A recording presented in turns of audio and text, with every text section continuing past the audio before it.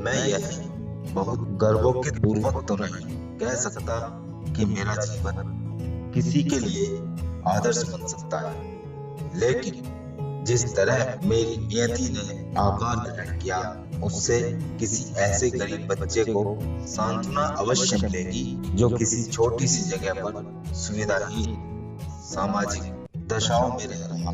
शायद यह ऐसे बच्चों को उनके पिछड़ेपन और निराशा की भावनाओं से विमुक्त होने में अवश्य सहायता करे। ये सोच थी एपीजे अब्दुल कलाम की। अब्दुल बाकिर जैनुलब्दीन अब्दुल कलाम 15 अक्टूबर 1931, 27 जुलाई 2015। इन्हें मिसाइल मैन और जनता के राष्ट्रपति के नाम से भी जाना जाता है। भारतीय गणतंत्र के 11वें निर्वाचित राष्ट्रपति थे। वे भारत के पूर्व राष्ट्रपति, जाने माने वैज्ञानिक और अभियंता इंजीनियर के रूप में विख्यात थे। उन्होंने सिखाया, जीवन में चाहे जैसे भी परिस्थितियां क्यों ना हो, पर जब आप अपने सपने को पूरा करने की ठान लेते हैं तो उन्हें पूरा करके ही रहते हैं। अब्दुल कलाम मसूदी के विचार आज भी युवा पीढ़ी को आगे बढ़ने के लिए प्रेरित करते हैं। इन्होंने मुख्य रूप से एक वैज्ञानिक और विज्ञान के व्यवस्थापक के रूप में 4 दशकों तक रक्षा अनुसंधान एवं विकास संगठन DRDO और भारतीय अंतरिक्ष अनुसंधान संगठन ISRO संभाला। वह भारत के नागरिक अंतरिक्ष कार्यक्रम और सैन्य मिसाइल के विकास के प्रयासों में शामिल है। इन्होंने बैलिस्टिक मिसाइल और प्रक्षेपण यान प्रौद्योगिकी के विकास के कार्यों के लिए भारत में मिसाइल मैन के रूप में जाना जाता है। इन्होंने 1974 में भारत द्वारा पहले मूल परमाणु प्रशिक्षण के बाद से दूसरी बार 1998 में भारत के पोखरण द्वितीय परमाणु प्रशिक्षण में एक निर्णायक संगठनात्मक, तकनीकी और राजनीतिक भूमिका निभाई। कलाम सत्तारूढ़ भारतीय जनता पार्टी व विपक्षी भारतीय राष्ट्रीय कांग्रेस दोनों के समर्थन के साथ 2002 में भारत के राष्ट्रपति चुने गए। 5 वर्ष की अवधि की सेवा के बाद वह शिक्षा, लेखन और सार्वजनिक सेवा के अपने नागरिक जीवन में लौट आए। इन्होंने भारत रत्न के सर्वोच्च नागरिक सम्मान से कई पुरस्कार प्राप्त किए। 15 अक्टूबर 1931 को धनुषकोडी गांव रामेश्वरम तमिलनाडु में एक मध्य वर्ग मुस्लिम अंसार परिवार में इनका जन्म हुआ। इनके पिता जैनुलब्दीन न तो ज्यादा पढ़े लिखे थे, न ही पैसे वाले थे। इनके पिता मछुआरों को नाव किराए पर दिया करते थे। अब्दुल कलाम संयुक्त परिवार में रहते थे।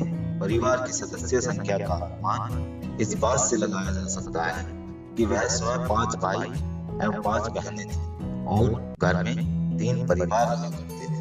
अब्दुल कलाम के जीवन पर उनके पिता का बहुत बड़ा प्रभाव है। वे भले ही पढ़े लिखे नहीं थे, लेकिन उनकी लगन और उनके दिए संस्कार अब्दुल कलाम के बहुत काम आए। 5 वर्ष की अवस्था में रामेश्वरम की पंचायत की प्राथमिक विद्यालय में उनका दीक्षा संस्कार हुआ। उनके शिक्षक यादुराई सोलोमन ने उनसे कहा कि जीवन में सफलता तथा अनुकूल परिणाम प्राप्त करने के लिए तीव्र इच्छा, आस्था, अपेक्षा, इन 3 शक्तियों को भली भांति समझ लेना और उन पर प्रभुत्व स्थापित करना चाहिए।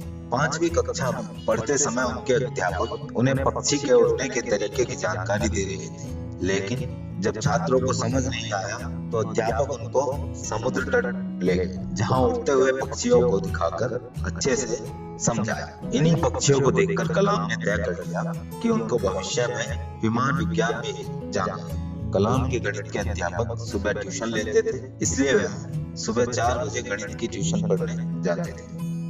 अब्दुल कलाम ने अपनी आरंभिक शिक्षा जानकारी रखने के लिए अखबार वितरण करने का कार्य किया। कलाम ने 1950 में मद्रास इंस्टीट्यूट ऑफ टेक्नोलॉजी से अंतरिक्ष विज्ञान में स्नातक की उपाधि प्राप्त की। स्नातक होने के बाद उन्होंने हालक्राफ्ट परियोजना पर काम करने के लिए भारतीय रक्षा अनुसंधान एवं विकास संस्थान में प्रवेश किया। 1962 में वे भारतीय अंतरिक्ष अनुसंधान संगठन में आए, जहां उन्होंने सफलतापूर्वक कई उपग्रह प्रक्षेपण परियोजनाओं में अपनी भूमिका निभाई। परियोजना निदेशक के रूप में भारत के पहले स्वदेशी उपग्रह प्रक्षेपण यान SLV-3 के निर्माण में महत्वपूर्ण भूमिका निभाई। 1982 में रोहिणी उपग्रह सफलतापूर्वक अंतरिक्ष में प्रक्षेपित किया गया। 1972 में वे भारतीय अंतरिक्ष अनुसंधान संगठन से जुड़े। अब्दुल कलाम को परियोजना महानिदेशक के रूप में भारत का पहला स्वदेशी उपग्रह SLV द्वितीय प्रक्षेपास्त्र बनाने का श्रेय हासिल हुआ। 1980 में उन्होंने रोहिणी उपग्रह को पृथ्वी की कक्षा के निकट स्थापित किया। इस प्रकार भारत भी अंतर्राष्ट्रीय अंतरिक्ष क्लब का सदस्य बन गया। इसरो लॉन्च व्हीकल प्रोग्राम को परमाणु चढ़ाने का श्रेय भी इन्हें प्रदान किया जाता है। कलाम ने स्वदेशी लक्ष्य भेदी नियंत्रित प्रक्षेपास्त्र गाइडेड मिसाइल्स को डिजाइन किया। इन्होंने अग्नि एवं पृथ्वी जैसे प्रक्षेपास्त्रों को स्वदेशी तकनीक से बनाया था। कलाम जुलाई 1992 से दिसंबर 1999 तक रक्षा मंत्री के विज्ञान सलाहकार तथा सुरक्षा शोध और विकास विभाग के सचिव थे। उन्होंने रणनीतिक प्रक्षेपास्त्र प्रणाली का उपयोग आग्नेयास्त्रों के रूप में किया। इसी प्रकार पोखरण में दूसरी बार परमाणु प्रशिक्षण भी परमाणु ऊर्जा के साथ मिलाकर किया। इस तरह भारत ने परमाणु हथियार के निर्माण की क्षमता प्राप्त करने में सफलता अर्जित की। कलाम ने भारत के विकास स्तर को 2020 तक विज्ञान के क्षेत्र में अत्याधुनिक करने के लिए एक विशिष्ट सोच प्रदान की। यह भारत सरकार के मुख्य वैज्ञानिक सलाहकार भी थे। 1982 में वो भारतीय रक्षा अनुसंधान एवं विकास संस्थान में वापस निदेशक के तौर पर आए और उन्होंने अपना सारा ध्यान गाइडेड मिसाइल के विकास पर केंद्रित किया। अग्नि मिसाइल और पृथ्वी मिसाइल का सफल परीक्षण का श्रेय काफी कुछ इन्हीं को है। जुलाई 1992 में वो भारतीय रक्षा मंत्रालय में वैज्ञानिक सलाहकार नियुक्त हुए। उनकी देखरेख में भारत ने 1998 में पोखरण में अपना दूसरा सफल परमाणु परीक्षण किया और परमाणु शक्ति से संपन्न राष्ट्रों की सूची में शामिल हुआ। इन्हें भारतीय जनता पार्टी समर्थित NDA घटक दलों ने अपना उम्मीदवार बनाया था, जिसका वाम दलों के अलावा समस्त दलों ने समर्थन किया। 18 जुलाई 2002 को कलाम को 90% बहुमत द्वारा भारत का राष्ट्रपति चुना गया था और उन्हें 25 जुलाई 2002 को संसद भवन के अशोक कक्ष में राष्ट्रपति पद की शपथ दिलाई गई थी। इस समारोह में प्रधानमंत्री अटल बिहारी वाजपेयी, उनके मंत्रिमंडल के सदस्य तथा अधिकारीगण उपस्थित थे। इनका कार्यकाल 25 जुलाई 2007 को समाप्त हुआ था। अब्दुल कलाम व्यक्तिगत जिंदगी में बेहद अनुशासन प्रिय थे। यह शाकाहारी थे। इन्होंने अपनी जीवनी विंग्स ऑफ फायर भारतीय युवाओं को मार्गदर्शन प्रदान करने वाले अंदाज में लिखी है। इनकी दूसरी पुस्तक guiding souls dialogues of the purpose of life आत्मिक विचारों को उद्घाटित करती है। इन्होंने तमिल भाषा में कविताएं भी लिखी हैं। यह भी ज्ञात हुआ है कि दक्षिण कोरिया में इनकी पुस्तकों की काफी मांग है और वहां उन्हें बहुत अधिक पसंद भी किया जाता है। यूं तो अब्दुल कलाम राजनीतिक क्षेत्र के व्यक्ति नहीं थे, लेकिन राष्ट्रवादी सोच और राष्ट्रवादी बनने के बाद भारत की कल्याण संबंधी नीतियों के कारण उन्हें कुछ हद तक राजनीतिक दृष्टि से संपन्न माना जाता है। इन्होंने अपनी पुस्तक इंडिया 2020 में अपना दृष्टिकोण स्पष्ट किया। यह भारत को अंतरिक्ष विज्ञान के क्षेत्र में दुनिया का सिरमौर राष्ट्र बनते देखना चाहते थे और इसके लिए इनके पास एक कार्य योजना भी थी। परमाणु हथियारों के क्षेत्र में यह भारत को सुपर पावर बनाने की बात सोचते रहते थे। वह विज्ञान के अन्य क्षेत्रों में भी तकनीकी विकास चाहते थे। कलाम का कहना था कि सॉफ्टवेयर का क्षेत्र सभी वर्जनाओं से मुक्त होना चाहिए ताकि अधिक लोग इसकी उपयोगिता में से लाभान्वित हो सके। ऐसे में सूचना तकनीकी का तीव्र गति से विकास हो सकेगा। वैसे इनके विचार शांति और हथियारों को लेकर विवादास्पद है।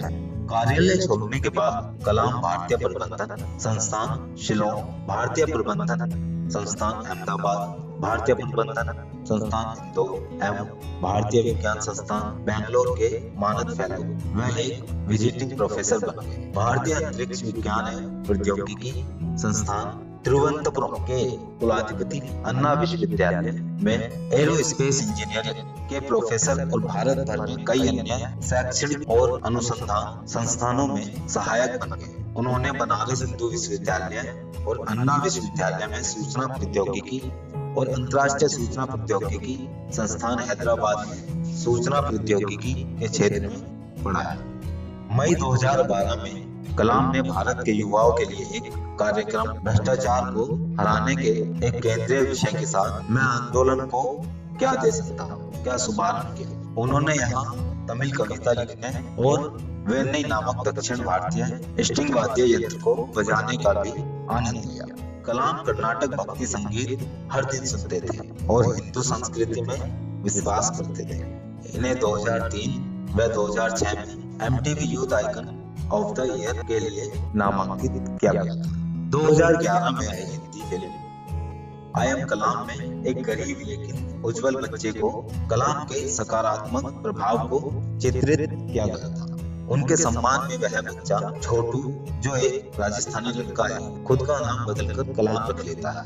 2011 में कलाम की कुणनकुलम परमाणु संयंत्र पर अपने रुख से नागरिक समूह द्वारा आलोचना की गई। इन्होंने ऊर्जा संयंत्र की स्थापना का समर्थन किया। इन पर स्थानीय लोगों के साथ बात नहीं करने का आरोप लगाया गया था। इन्हें एक समर्थ परमाणु वैज्ञानिक होने के लिए जाना जाता है, पर संयंत्र की सुरक्षा सुविधाओं के बारे में इनके द्वारा उपलब्ध कराए गए आश्वासनों से नाखुश प्रदर्शनकारी इनके प्रति शत्रुतापूर्ण थे।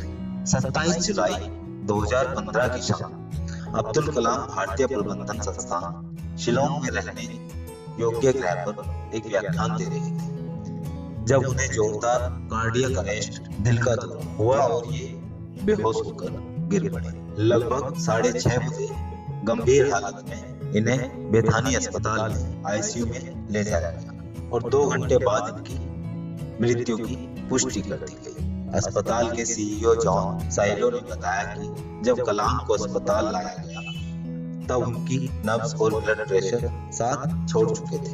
अपने निधन से लगभग 9 घंटे पहले ही उन्होंने ट्वीट करके बताया था कि वह शिलोंग IIM में लेक्चर के लिए जा रहे हैं। कलाम अक्टूबर 2015 में 84 साल के होने वाले थे। मेघालय के राज्यपाल वी षणमुखाथन अब्दुल कलाम के हॉस्पिटल में प्रवेश की खबर सुनते ही सीधे अस्पताल पहुंच गए। बाद में मेघालय के राज्यपाल ने बताया कि कलाम को बचाने की चिकित्सा दल की कोशिशों के बाद भी शाम 7:45 पर उनका निधन हो गया। कलाम अपने व्यक्तिगत जीवन में पूरी तरह अनुशासन का पालन करने वालों में से एक थे। ऐसा कहा जाता है कि वो कुरान और भगवत गीता दोनों का अध्ययन किया करते थे। कलाम ने कई स्थानों पर उल्लेख किया है कि वो तिरुकुलर का भी अनुसरण करते हैं। उनके भाषणों में कम से कम एक कुरल का उल्लेख अवश्य रहता है। राजनीतिक स्तर पर कलाम की चाहत थी कि अंतर्राष्ट्रीय स्तर पर भारत की भूमिका का विस्तार हो और भारत ज्यादा से ज्यादा महत्वपूर्ण भूमिका निभाए। भारत को महाशक्ति बनाने की दिशा में कदम बढ़ाते देखना उनकी दिली चाहत थी। उन्होंने कई प्रेरणास्पद पुस्तकों की भी रचना की थी और वो तकनीकी को भारत के जनसाधारण तक पहुंचाने की हमेशा वकालत करते रहते थे। बच्चों और युवाओं के बीच डॉक्टर कलाम जी अत्यधिक लोकप्रिय थे। वह भारतीय अंतरिक्ष विज्ञान एवं प्रौद्योगिकी संस्थान के कुलपति भी थे। वे सदाएं स्मित करते थे, चाहे वो दफ्तर का नौकर ही क्यों ना, वे जीवन भर शाकाहारी ही रहे। कलाम ने साहित्यिक रूप से भी अपने विचारों को 4 पुस्तकों में समाहित किया है। इसके अलावा उन्हें लगभग 40 विश्वविद्यालयों द्वारा मानद डॉक्टरेट की उपाधियां प्रदान की गई थी। भारत सरकार द्वारा उन्हें 1981 में पद्म विभूषण और 1990 में पद्म विभूषण का सम्मान प्रदान किया गया था, जो उनके द्वारा इसरो और DRDO में कार्यों के दौरान वैज्ञानिक उपलब्धियों के लिए तथा भारत सरकार के वैज्ञानिक सलाहकार के रूप में कार्य हेतु प्रदान किया गया। 1997 में कलाम साहब को भारत का सर्वोच्च नागरिक सम्मान भारत रत्न प्रदान किया गया था, जो उनके वैज्ञानिक अनुसंधानों और भारत में तकनीकी के विकास अभूतपूर्व योगदान हेतु दिया गया था। वर्ष 2005 में स्विट्जरलैंड की सरकार ने कलाम के स्विट्जरलैंड आगमन के उपलक्ष्य में 14 मई को विज्ञान दिवस घोषित किया।